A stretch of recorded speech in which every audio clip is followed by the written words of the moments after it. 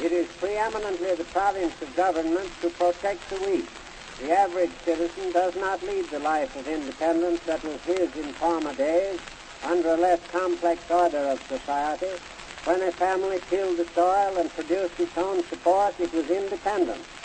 It may be infinitely better off now, but it is evident it needs a protection which before was not required. Let Massachusetts continue to regard with the greatest solicitude the well-being of her people. By prescribed law, by authorized publicity, by informed public opinion, let her continue to strive to provide that all conditions under which her citizens live are worthy of the highest state of man. Healthful housing, wholesome food, sanitary working conditions, reasonable hours, a fair wage for a fair day's work, opportunity full and free, justice, speedy and impartial and at a cost within the reach of all, are among the objects not only to be sought, but made absolutely certain and secure. Government is not, must not be, a cold, impersonal machine, but a human and more human agency, appealing to the reason, satisfying the heart, full of mercy, assisting the good, resisting the wrong, delivering the weak from any impositions of the powerful. This is not paternalism. It is not a servitude imposed from without, but the freedom of a righteous self-direction from within. Industry must be humanized, not destroyed. It must be the instrument not of selfishness, but of service.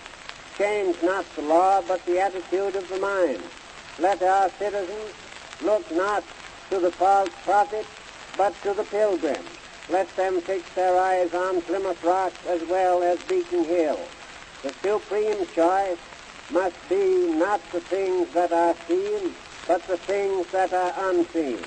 Our government belongs to the people. Our property belongs to the people.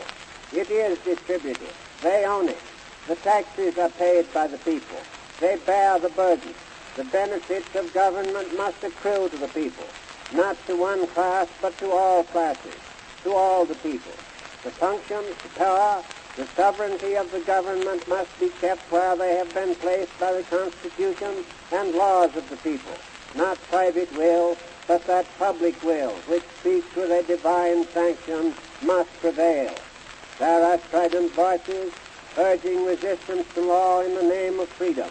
They are not seeking freedom for themselves. They have it. They are seeking to enslave others. Their works are evil. They know it. They must be resisted.